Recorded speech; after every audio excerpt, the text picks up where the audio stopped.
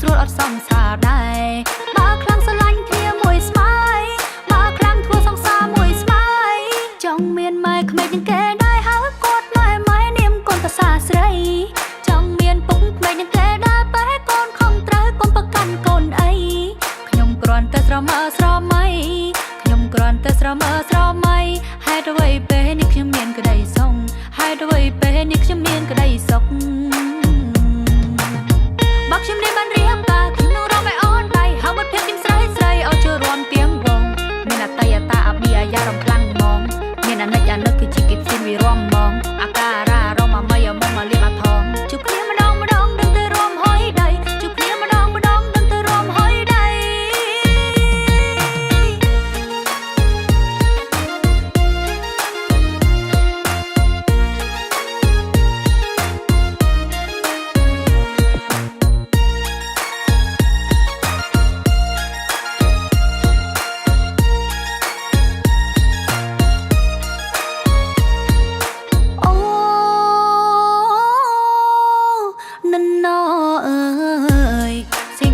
ក៏មិនទៅអ្នកណាមិនបាច់ផាមិនបាច់ថាខ្ញុំទេ